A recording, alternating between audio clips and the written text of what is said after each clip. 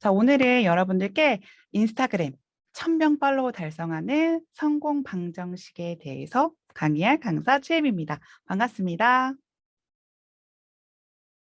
제 소개를 좀 짧게 해보도록 할게요. 저는 SB 크리에이티브 포스 1인 크리에이터 슈퍼머뮤로 활동하고 있고요.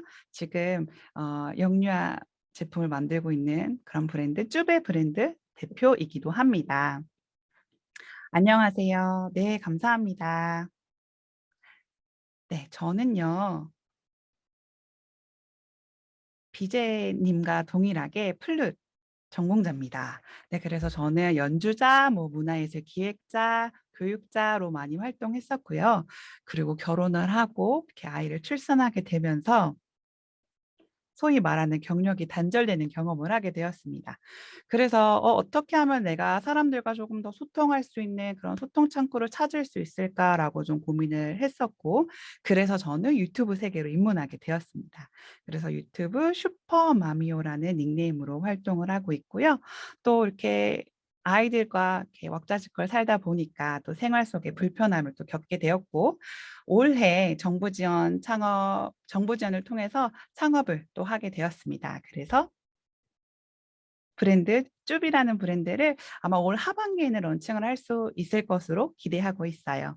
네, 저는 이러한 사람입니다. 여러분들 이미 다 SNS를 활동을 왕성하게 하고 계시죠. 그래서 네, 감사합니다.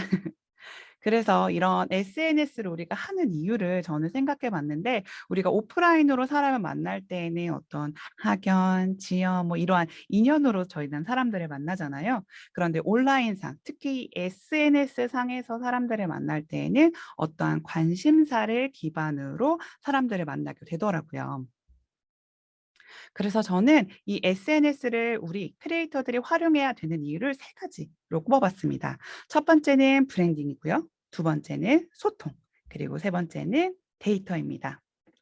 실은 말씀 안 드려도 이미 다 알고 계시는 사실이라고 생각돼요.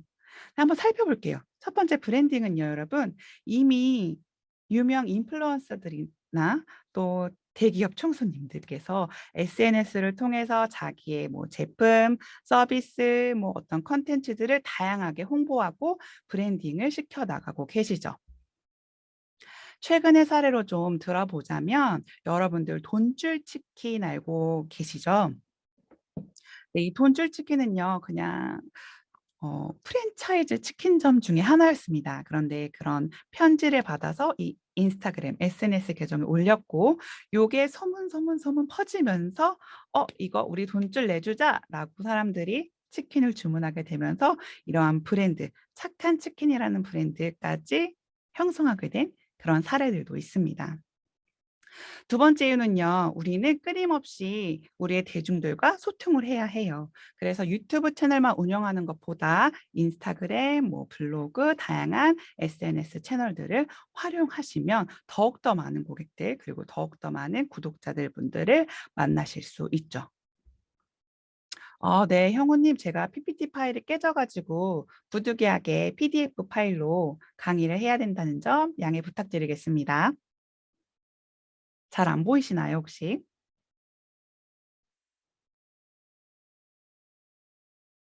네, 감사드려요.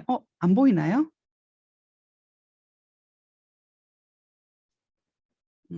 잠시만요.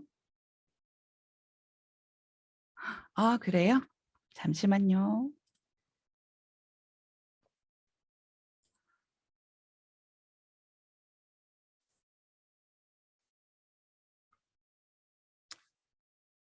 보이시나요? 아, 네. 아, 감사해요. 말씀해 주셔서. 네. 그리고 세 번째 이유는요. 데이터를 확보할 수 있다는 가장 큰 이유입니다.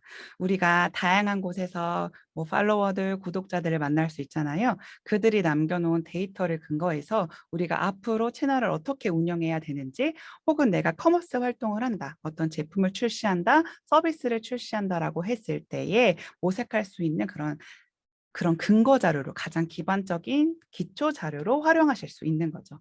그렇기 때문에 여러분들께서는 SNS 활용을 필수적으로 하셔야 됩니다. 그렇다면 오늘 그 다양한 SNS 중에 인스타그램에 대해서 여러분과 함께 나눠보려고 합니다. 인스타그램은요, 인스턴트 그리고 텔레그램의 합성어예요. 세상의 순간들을 포착하고 공유한다는 그런 슬로건을 가지고 있죠. 그렇다면 왜 인스타그램일까요, 여러분? 좀 예전의 자료긴 하지만 도표를 잘 살펴보시면 이 인스타그램 유저의 사용 시간이 꾸준히 증가하고 있습니다. 그리고 이뿐만이 아니라요. 한국인이 가장 많이 사용하는 어플, 그리고 한국인이 가장 자주 사용하는 어플, 그리고 한국인이 가장 오래 사용하는 어플이 바로 이 인스타그램이죠. 거의 10위 안에 항상 들고 있답니다. 그렇기 때문에 저희는 필수적으로 그쵸. 맞아요. 인스타그램을 활용해야 합니다. 저는 제가 인스타그램을 활용하게 된 계기는 바로 이 쉬운 접근성에 있었습니다. 저는 유튜브를 조금 더 먼저 시작했던 케이스인데요. 유튜브를 운영하다 보니까 이 촬영하고 편집하고 이러한 시간들이 너무 오래 걸리는 거죠.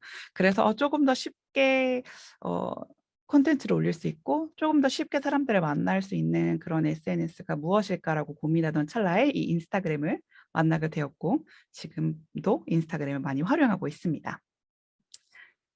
지금 이 강의는요. 가장 그 인스타그램을 시작하기 전 분들과 인스타그램 1000명 팔로워가 아직 달성을 못하신 분들을 위한 강의이기 때문에 이런 인스타그램을 시작하기 전에 어떻게 계정을 설정하면 좋을지에 대한 내용부터 시작해 보도록 하겠습니다. 네, 계정은요. 두 가지 계정으로 나뉩니다. 개인 계정이 있고요. 그리고 비즈니스 계정이 있습니다. 개인 계정은요. 주로 일상, 생각 이런 것들을 공유를 하면서 공감대를 형성하실 수 있죠. 그리고 비즈니스 계정은요. 어떤 상품이나 서비스에 대한 안내를 하면서 이거 뭐지? 라는 호기심을 일으킬 수 있죠.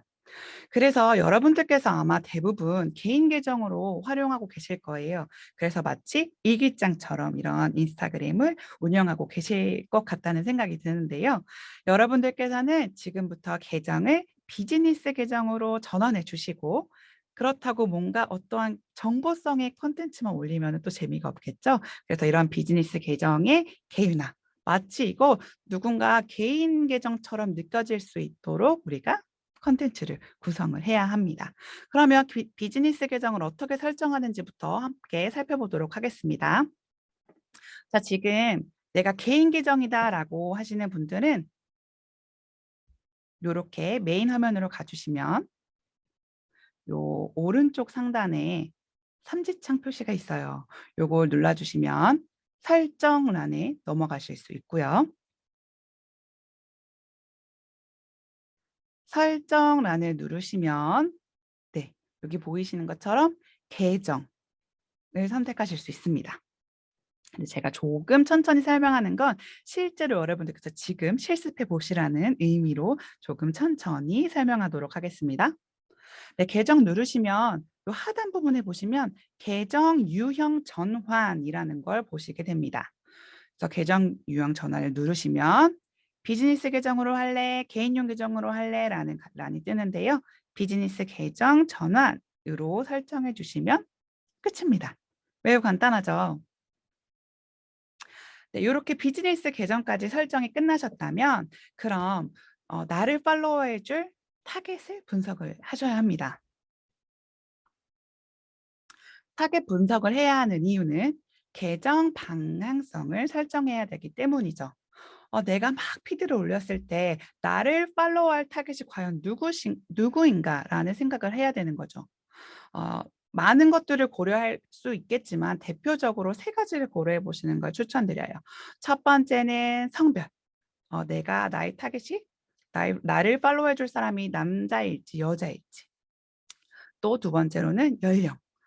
연령대가 어느 정도 되는지 그리고 이들의 관심사는 무엇인지라고 좀 생각해 보셔야 할 필요가 있다는 것이죠. 최대한 러프하게가 아니라 최대한 뾰족하게 최대한 뾰족하게 많은 것들을 관심사를 살펴보시면서 타겟을 분석하시고 계정의 방향성을 설정하시면 됩니다. 중요한 건요. 이 계정의 방향성을 설정하실 때 팔로워들에게 내가 일관적으로 전달할 메시지와 콘텐츠가 있는가라고 생각해 보셔야 합니다. 내가 특정한 타겟에게 정말 일관적으로 지속적으로 어떠한 메시지를 전달할 수 있는가라는 고민을 끊임없이 하셔야 되는 거죠. 그다음 중요한 건 바로 이 컨셉 정하기입니다. 컨셉트라는 게 굉장히 모호하죠. 그래서 저는 이렇게 정의를 내려봤어요. 컨셉트는 보여지는 이미지다라는 것이죠. 그렇다면 인스타그램에서는 우리가 어떻게 컨셉트를 이해할 수 있을까요? 바로 이 세 가지를 통해서 우리는 '아, 이 계정은 이러한 계정이구나.'라고 쉽게 콘텐츠들을 이해할 수 있게 됩니다. 첫 번째는 이름이고요. 두 번째는 프로필 설정란, 세 번째는 콘텐츠입니다. 자, 이것들을 정할 때에는요. 바로 이 퍼스널 브랜딩이라는 것을 해야 합니다. 근데 뭔가 너무 광범위하고 뜬구름 잡는 것처럼 느껴지시지 않으신가요? 이 퍼스널 브랜딩이라는 단어를 들으시면? 이렇게 생각하시면 가장 쉬우세요. 내가 하고자 하는 특정 분야, 그리고 키워드, 콘텐츠에서 '아, 이거 하면 이 사람' 이렇게 먼저 나를 생각할 수 있도록 만들어가는 과정을 바로 퍼스널 브랜딩이라고 생각하시면 됩니다. 종료된 게 아니라요. 끊임없이 계속 만들어가는 과정입니다. 예를 들어 뭔가 플루트라고 하면 우리 바로 BGTV 이렇게 떠올릴 수 있죠. 이렇게 말이죠. 요런 과정들을 우린 끊임없이 거쳐야 됩니다. 근데 저는 이 퍼스널 브랜딩 하는 게 굉장히 어려웠어요. 그래서 저는 저만의 방법을 좀 찾았는데요. 이 방법 여러분들께서 해 보시는 거 정말 강추입니다. 네, 맞아요. PTPD님 정말 어렵죠. 저도 이 퍼스널 브랜딩을 하는 과정이 굉장히 오래 걸렸어요. 저는 거의 한 6 개월 이상 1년 정도 걸렸다고 저 나름대로는 생각하고 있거든요. 제가 한 노하우들을 여러분들께 지금부터 알려드릴 거예요. 첫 번째로 하셔야 될 부분은 보여주고 싶은 나의 모습을 나열해 보세요. 내가 잘할 수 있는 것들, 나의 강점들을 나열해 보시는 거예요. 저는 요렇게 나열을 해 봤거든요. 뭐 음대 엄마, 뭐 모바일 쇼호스트, 뭐 여성 창업자, 1인 기업가, 내가 보여주고 싶은 나의 모습들을 계속 나열해 보시는 거예요. 그래서 나열해 보신 고 컨셉트를 통해서 콘셉트로 계속 피드를 올려 보시는 거예요, 게시물들을. 요렇게 해서 뭔가 하나를 딱 픽해서 '고것만 올려야지.'라고 생각하시는 게 아니라 내가 나열한 나의 모습들을 계속 콘텐츠를 지속적으로 한번 올려 보세요. 그런 다음에 고러한 콘텐츠들을 계속 올렸을 때 사람들이 좋아해 주는 나의 모습이 있습니다. 그래서 댓글이나 어떤 좋아요 같은 반응들을 파악을 하시는 거죠. 그래서 계속 내가 보여주고 싶은 콘텐츠를 계속 올렸을 때 사람들이 '어, 나의 이러한 모습들을 좋아해 주는구나.'라는 컨셉이 계속 보이실 거예요. 사람들이 좋아해 주시는 저의 모습은 요렇게 5 개로 추릴 수가 있었어요.